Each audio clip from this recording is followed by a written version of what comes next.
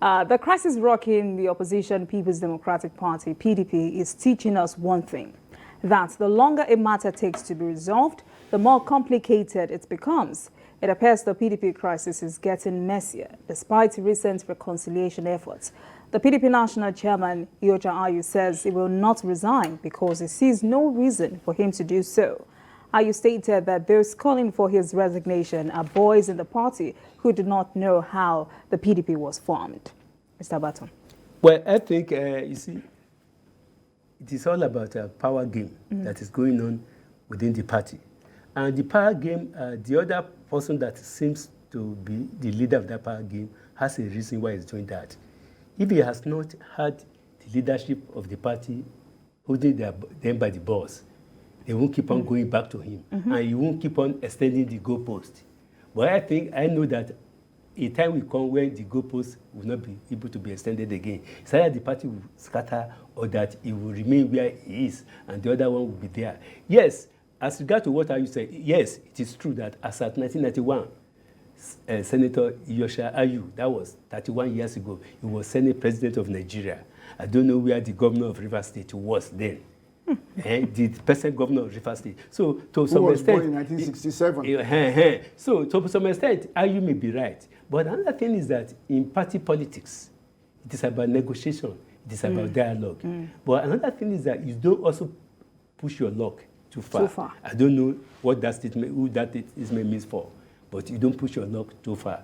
If there is no inherent or fundamental disagreement, it should not be something that will be difficult. After all, Nigeria is like a conquered territory. They divide ourselves. Let them share what they want to share, and the party move forward. Because it's about sharing positions, it's about ego. That they are fighting in PDP. Nothing more. They are not fighting about Nigeria. Absolutely. They are not fighting about the people. They are not fighting about a bag of rice. I bought a bag of rice 5 days ago for 34,000 naira. 34, yes, that is it. I don't know whether it is 36 today. Now, they are not fighting about that. They are fighting about how to allocate the spoils of office. I think Nigerians should just shine their eyes very well. These people are just fighting. It's a family affair. Yes, it will affect Nigeria. It is unfortunate because that is the leading opposition party in Nigeria. So when you have an opposition party that deliberately refuses to allow to have a good house, which means you are not likely to have a good fight against the government that is in power. And that is the disaster. Because I don't know the alternatives Nigerians have now. Have again. All right, Mr. Leko. So for what we have seen, it does look like the London meeting did not yield any positive results. When they moved London became the capital of Nigeria temporarily. See, have you observed that one of the governors on the camp of Wike is the governor of Benue State, where Ayu comes from? That must tell you a lot about what is happening. It is wrong for Dr. Ayu to be referring to some people as children. It's insulting. And if they fight back, I think they have the right. They can also look for some other language to also describe him, if they like, because he has drawn the first blood. Yes. It was wrong, And I also want to ask myself, is he really rooting for his presidential candidate to win with the kind of language that he is using so that he can then continue to be chairman? Because I would stand by him and say, well, they do not have a president yet. What they have is presidential candidate. So he can remain the chairman. Oh, yes. But by May 29, if the presidential candidate of PDP becomes president, certainly he needs to yield that position. Is he doing something to retain that position so that even if the party loses the presidential candidate, he doesn't care? Because I don't understand some things. How he puts himself in the middle of what is going on. Somebody is annoyed that he didn't win the primaries. He's also annoyed that he wasn't nominated as the running mate. Rather than look for a way to stabilize him down. This man has money. This man was the man who was financing the party for I don't know how many years. Probably last 5 years. Who determined who will be chairman? Who determined that you yourself will be chairman? Do you understand? And then you now start remembering that people were wearing diapers when you were a Senate president. Something is wrong with that. And just like Itunde has said, I am concerned that Nigeria must have a strong, viable alternative government in waiting. I'm even worried that PDP does not have a shadow cabinet. They are not used to it. That there should be somebody monitoring Ministry of Defense, Ministry of Finance, Ministry of Trade. There should be somebody and giving us commentary regularly, so that we know, so that those who are sitting on those chairs know that somebody is monitoring them and is ready to take that seat if they make any mistakes. And the Nigerian electorate will be primed, ready to remove anybody who doesn't. It's not doing so well for exactly. Them. All right, we know that Governor Wike is the arrowhead in this crisis, and like he said, he has the support of some, or most of the governors actually. So, for how long can you take them on? Well, I think that there's a saying in my place that the leaf that is dancing on the surface of the water, the drummer is beneath the water. Ayu must have had some staying power. That is why he's insistent, and that nobody. No leader among the BOT of PDP has ever come out to even show that they are against Ayu, or that they are ready to concede to the demand of Wike, who insisted. Naturally, in terms of being fair, it is also not plausible or logical for the chairman of the party to come from the same zone where the president of the party comes from. And mind you, if Atiku becomes the president, it will even be difficult for all these people to even prevail on Atiku to drop Ayu. Because definitely Ayu happens to be his backbone. We have to look at it anyway. Because these are parties about schemings. It has about tendencies. So now somebody has lost out. A part has lost out.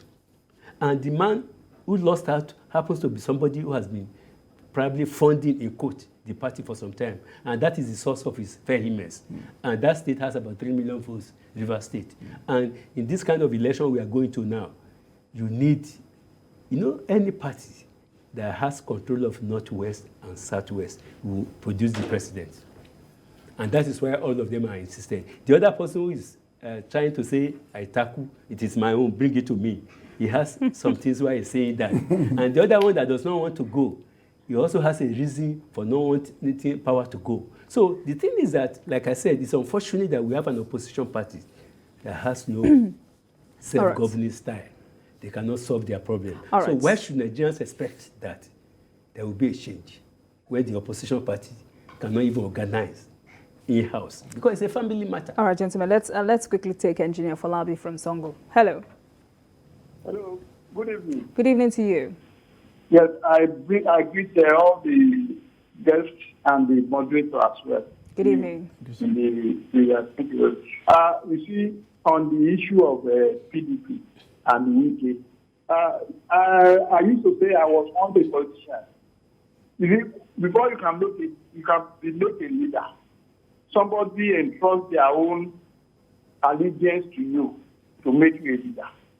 But when you become a leader, you become arrogant, it becomes a problem.